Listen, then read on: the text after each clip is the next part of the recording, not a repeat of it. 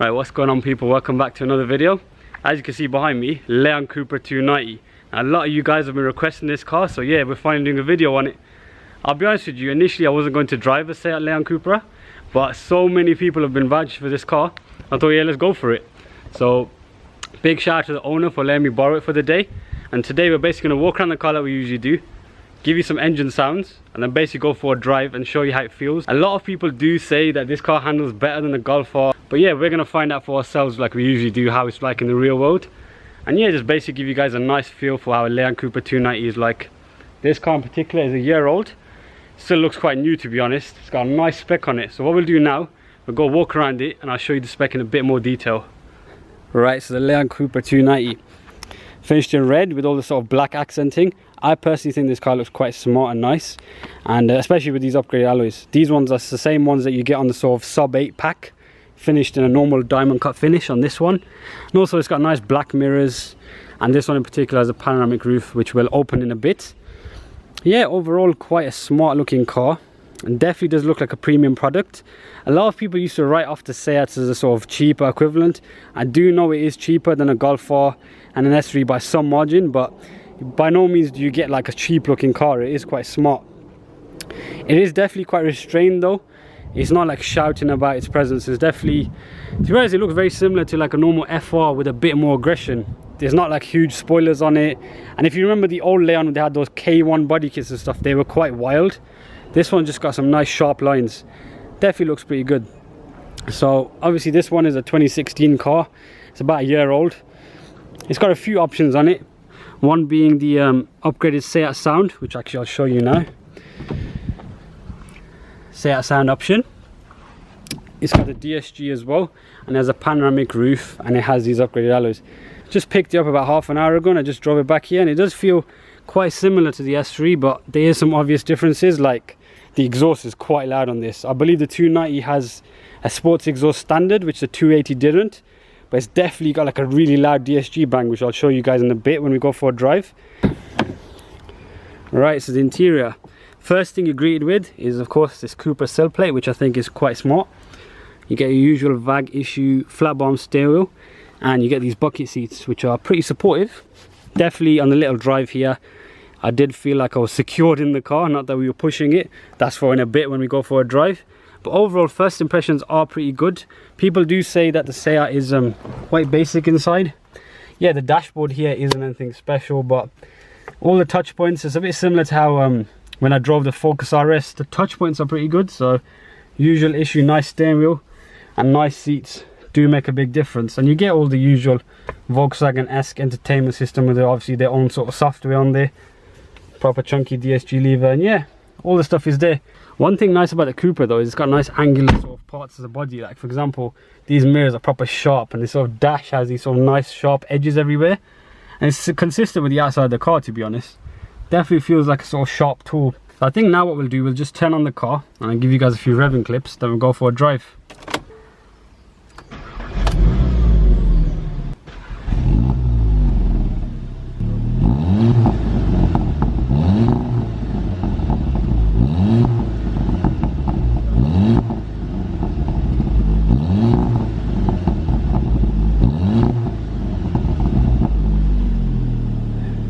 Right, so as you can hear, it's not the loudest car in the world, I'll be honest with you, even though the 290 has a sports exhaust standard. But when you're driving, it is very loud, I'll be honest with you. You know, on the way here, going through the DSG and stuff, it definitely makes a huge crack noise on the gear change. And we'll hopefully show you that in a bit.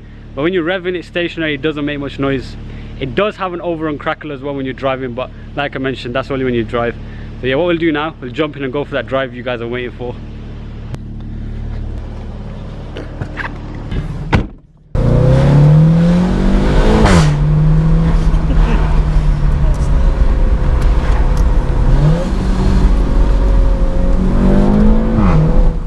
Right guys, so initial impressions, this car is a lot different to an S3 and a Golf R. I don't know if you guys could hear those DSG bangs just then, but it's like someone's being smacked in the back of the head. They are loud, trust me. The Cupra 290, loud car man, loud car, and this thing's totally standard. I believe it's got the sports exhaust like I mentioned, and I did tell you guys, you know, when you're revving it, it doesn't make much noise. You start driving it, it's a lot louder than my S3, and the S3 is loud. This doesn't have as much of an engine note as the S3 does. It just has a huge smack, like you will have heard when you rev it. Like say if I rev it now, very neutral, nothing. You don't even get the overrun. You do get the overrun when you're downshifting though. It's not like say for example, you know, a facelift R or an S3 where it's always going bang bang bang as you're letting off the gas. It's sort of, I think when you're driving it around, the engine's hot, you get a sort of nice sort of slight bang on the downshift, but you know what it is, and it's a loud car. I know we're always talking about these 2-litre engines like they sound, but trust me, they're not rubbish sounding like everyone says they are. Each of them has their own character.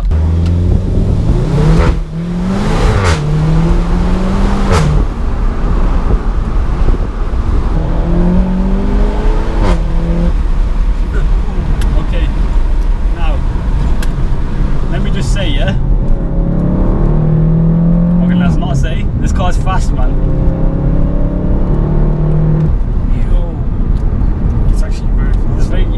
Fast. I've got a side with me, he's off shot, but he's, you know, the guy owns a 235i, so I brought him along so he can give me his opinion as well.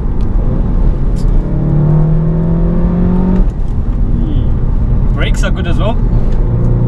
Just test them out there over that little crest.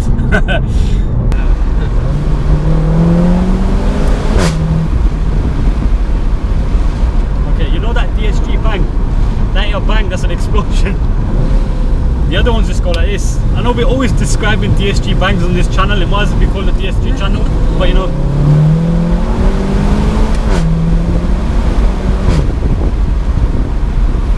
It's quick. It's quick, man. It's quick. I think on a roll, it feels a bit lighter than the other two because it's like you're carrying less weight, so it would feel faster, wouldn't it? Obviously, after mark, it hasn't really got a chance because you're putting the same amount of power over 2 less driven wheels, but I can sort of see why so many people vouch for this car now.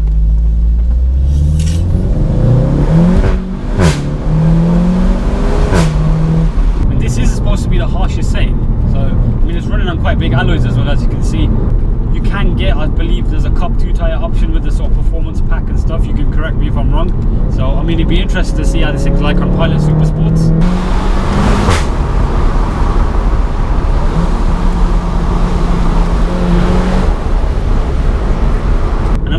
About its speed as well.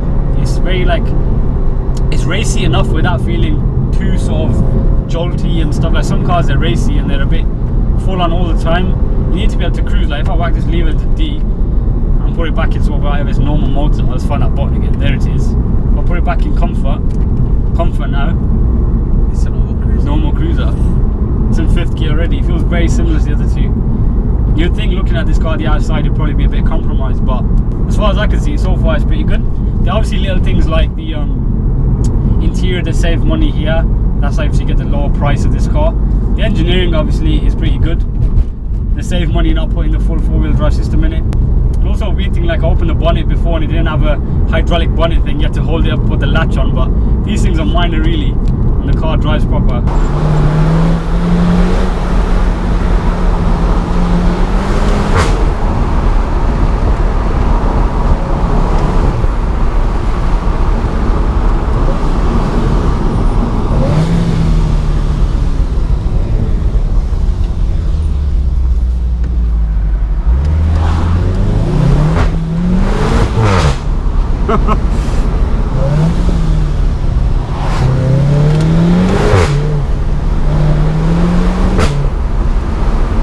Can carry just as much speed through these bends as the R, to be honest. Maybe a bit more sometimes, but I think, now this is what I think essentially, basically, you know the Golf R, yeah? You don't have to be as skilled of a driver. That's the main thing with that car, and most likely the S3 as well. With this, obviously, you have to be able to control the torque steer and stuff. Say if you're on a track and you know that track well, I'm sure you can go around it faster than this. There's less weight. Obviously in the wet, you're not going to have a chance, to be honest, because this thing will just be spinning everywhere. It spins even in the dry.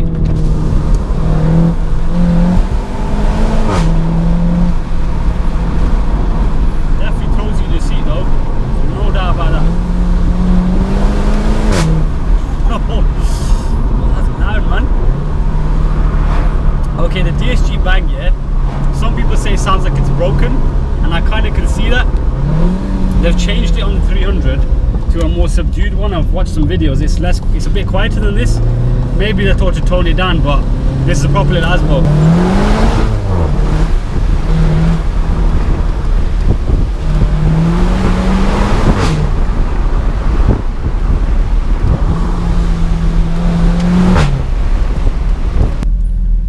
See how it gets out if I just floor it out this little so floored.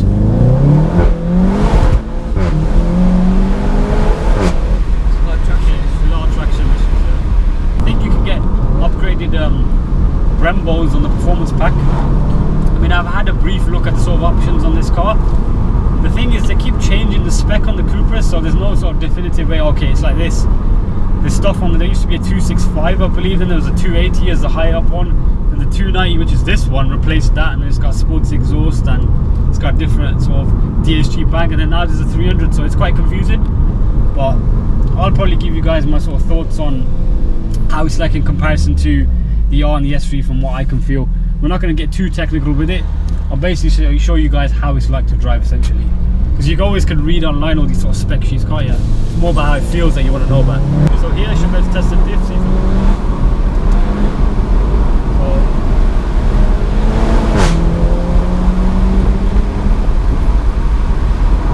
here's an element of tugging into the bend like you always get with these diffs.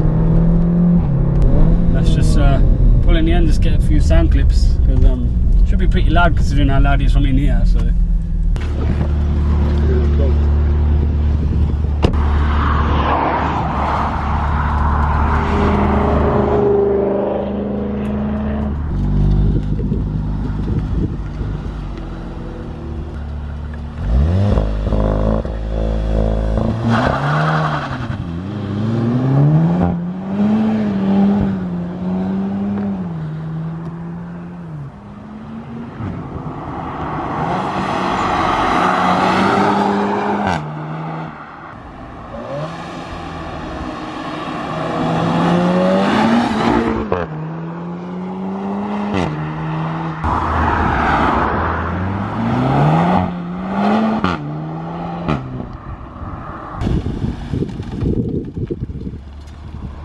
I hope you guys managed to hear the flybys a bit then. We just filmed a few just as you saw.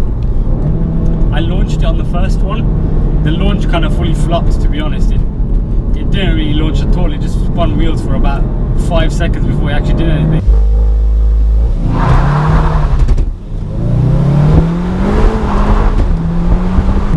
But like I said, this car's not really about the launch, is it? Got a little bit of a sound actor going on, nothing too bad. It's a nice little rumbling noise. Nothing too intrusive and like something that makes you think, oh shit, that's fake. The Golf R is really fake inside, but the thing drives awesome, so you can forgive it for that.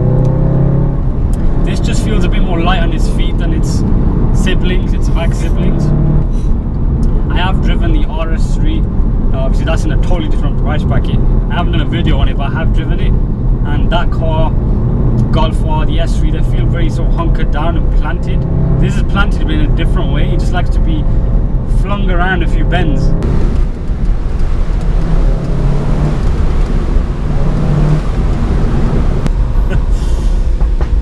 Well, now it's doing overrun now. Yeah. You can hear it a bit, it's really quiet. You can hear it a bit. There you go. Okay. Let's do